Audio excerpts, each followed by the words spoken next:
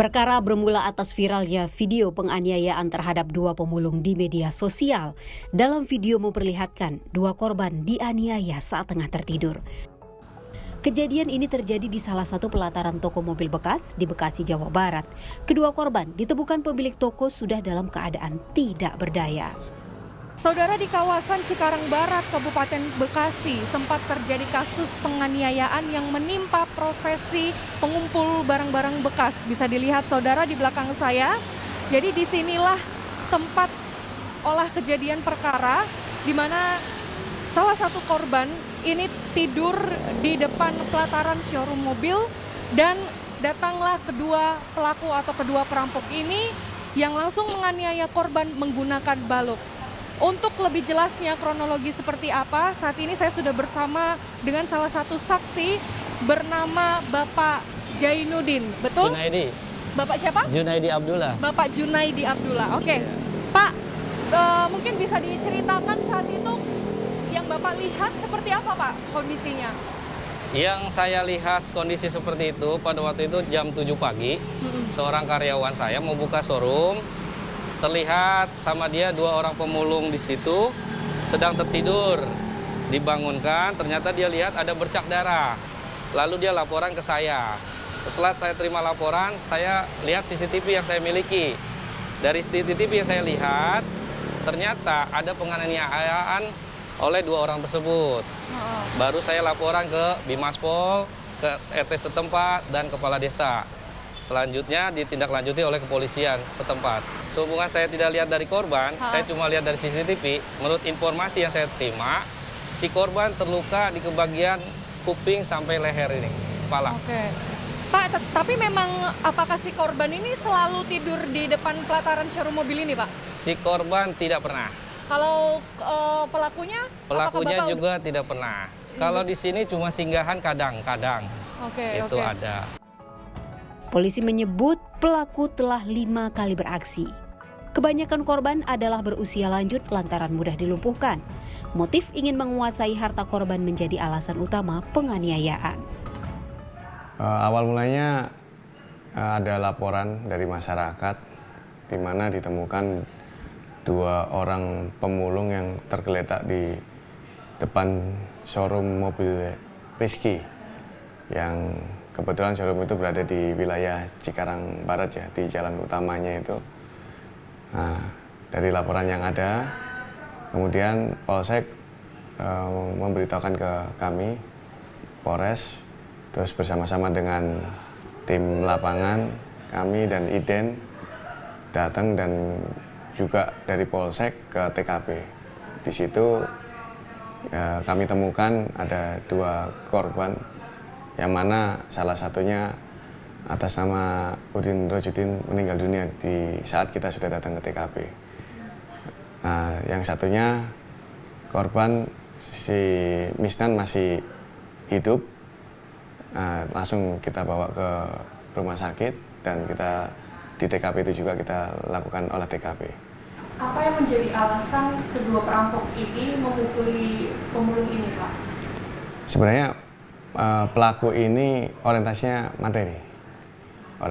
materi dan memang bukan hanya di TKP ini aja, di beberapa TKP sebelumnya juga pola dan modusnya sama. Yang diincar pemulung yang sudah tua, yang memang tidur di pinggir jalan, karena menurut gambaran pelaku itu lebih mudah untuk mendapatkan finansial dan sedikit akan menimbulkan perlawanan. Nah, dua perampok ini, pelaku ini memiliki peranan yang sama. Baik saudara Palembang dan saudara Karim ini sama. Ketika mereka melakukannya bersama-sama dan selalu melakukan penganiayaan atau dengan pola memukul. Ini sudah sering melakukan ini, Pak? Ini kejadian yang kelima kali. Tapi untuk dua orang ini, saudara Karim dan Palembang, hanya 2 TKP. Dan kebetulan yang satunya juga terjadi di Cikarang Utara. Korban sempat dirawat di rumah sakit tapi meninggal, pedagang balon. Nah, itu juga dianiaya menggunakan bambu. Nah itu, jadi memang polanya sama.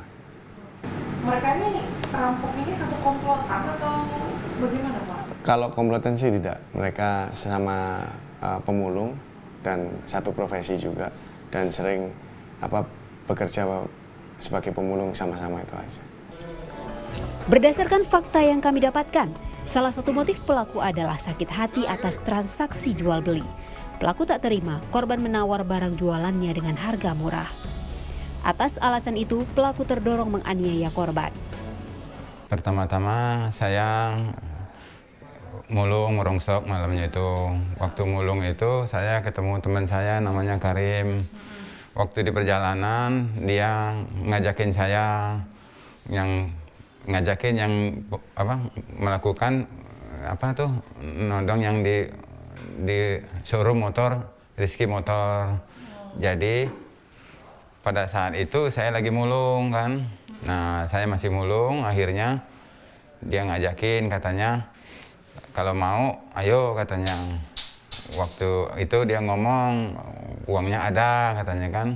Kata saya, apa benar uangnya itu ada? Kata saya kan. Ya benar banyak bang katanya. Saya ngelihat katanya. Waktu itu dia ngelihat bapak aki-aki itu di Jatinegara. Si Karim itu mau jual roda ke aki-aki yang itu. Jadi roda itu mintanya 150, ditawar aki-aki cuma 100.000. Si Karim akhirnya merasa kesel dia. Emang ada omongan apa Pak si korban sehingga membuat Pak Karim ini sakit hati dengan kata-kata yang diucapkan korban itu? Ya dia ngomong katanya kesel, katanya jengkel kan karena roda dia nggak dibeli katanya.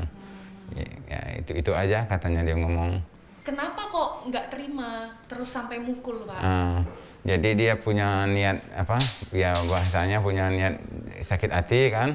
Dia ngajakin saya waktu di showroom Rizky Motor. Dia ngajakin saya pas kebarengan aki-aki itu tidur di showroom, saya lagi istirahat juga mulung. Itu orangnya katanya Palembang katanya. Mana itu? Nggak mungkin kata saya, ada uang kata saya kan. Ini Allah banyak bang katanya. Nah saya mulung lagi ketemu di jalan lagi. Nah jadi dia ngomong lagi. Kalau memang kata saya, kalau memang kau mau ya udah kata saya ikut aja kata saya kan. Jadi waktu malam itu dia yang jagain aki-aki tidur itu ngintip di situ. Kalau saya mulung lagi, setelah balik lagi kedua kali saya naruh karung sama rongsok. Nah nggak lama dijemput sama dia. Jadi nggak katanya. Ya udah saya nyari kayu, ketemu kayu kaso itu di bangunan baru. Kalau Karim udah nyiapin bambu di karung dia. Pak udah berapa kali Pak melakukan perampokan ini? Merongsok. Bapak udah melakukan tindakan ini sudah berapa kali? Berapa kali? Nah selama saya sama Karim, saya 2 kali melakukannya. Yang keduanya saya melakukan di Kompas di Tambun. Itu juga dari dia yang ngajakin. Itu berani nggak katanya. Ya udah kata saya itu, tapi tempo 2 hari karena orangnya belum saya ngeliat kan. Nah besok malamnya baru saya punya rencana itu, tapi orangnya nggak apa-apa. Dari kacamata kriminologi, aksi pelaku lebih disebabkan keinginan untuk menguasai harta korban. Sakit hati dan syahwat ingin lebih menyulut emosi pelaku yang berujung penganiayaan ini. Dari kasus ini, pelaku nekat menganiaya seorang pemulung yang ternyata ini merupakan satu profesi dengan pelaku perampokan. Lantas bagaimana tanggapan dari kriminolog? Saat ini sudah ada bersama saya Bapak Bakti Eko Nugroho. Selamat siang Pak. Siang Mbak, berarti ya. Ya, Pak mungkin bisa dijelaskan, ini kan dari rekaman CCTV dan menurut keterangan kepolisian bahwa ini menyatakan bahwa pelaku ini sangat santai melakukan pembunuhan. Kalau dari kacamata kriminolog sendiri, mengapa seseorang bisa dengan sangat mudah melakukan penganiayaan atau pembunuhan tersebut? Mbak Gracia dan pemirsa sekalian, pertama, kekerasan yang dilakukan oleh terduga pelaku bagi saya itu tidak ada kaitannya atau tidak relevan setidaknya pada kasus ini dengan profesi atau status ekonomi dari pelaku. Karena oknum dari profesi lain atau individu dari status sosial yang lain itu juga ada yang terlibat dalam praktik-praktik kekerasan. Itu saya rasa perlu di-highlight pertama kali. Namun secara teknis, secara situasional, kenapa ada individu yang melakukan kekerasan terhadap individu lainnya? Setidaknya kita bisa lihat faktor-faktor di lapangan. Yang pertama, bisa kita periksa apakah ada provokasi di sana, ada perasaan ketersinggungan, ada perasaan marah terhadap individu lainnya, sehingga ekspresi kemarahan tersebut disampaikan dengan cara-cara kekerasan. Dua, mungkin secara situasional ada juga keinginan untuk menguasai materi atau barang milik korban. Itu adalah faktor-faktor situasional, faktor-faktor penyetus yang ada di lapangan. Oke, dan dari kasus ini kan ada 2 perampok. Satunya ini juga dia membantu. Mengapa ada orang lain yang ikut membantu dalam aksi penganiayaan seperti ini? Apa faktor yang menyebabkan dia mau membantu orang ini? Pertama adalah kenapa keterlibatan seseorang ya dalam pelanggaran hukum yang dilakukan oleh individu lainnya. Ada banyak faktor ya. Pertama adalah faktor pelaku lainnya itu memang punya visi yang sama, memang punya target yang sama, punya kemarahan yang sama terhadap korban. Itu satu faktor ya. Jadi bisa dikatakan ya keduanya ini dalam posisi yang setara, yang sama-sama ingin melukai atau memberikan satu perhitungan tertentu terhadap korban. Nah, terakhir nih Pak, apa sih yang menjadi faktor keseringan pelaku ini melakukan hal tersebut? Apakah kalau dia sering melakukan, dia akan bisa disebut sebagai ahli begitu? Saya juga membaca ya bahwa ini bukanlah peristiwa pertama atau bukanlah tindakan pertama ya yang dilakukan oleh pelaku, dan ini pernah terjadi kepada korban lainnya yang saya baca. Bisa jadi faktornya kenapa ini bukan peristiwa yang pertama, karena sebelumnya belum ada penegakan hukum yang efektif yang membuat jera pelaku sehingga berulang. Target perampokan bisa mengincar siapa saja, tanpa terkecuali seorang profesi pengumpul barang bekas menjadi incarannya. Dari kasus ini, motif seorang pelaku adalah membutuhkan uang di kala pandemi COVID-19 yang tega menganiaya korban menggunakan balok. Dari kasus ini menjadi bahan refleksi untuk kita, bahwa masih ada warga yang belum punya hak tempat tinggal, padahal rasa aman dan nyaman dibutuhkan oleh setiap warga. Gracia Adur, Riki Sultana, Kompas TV Jakarta.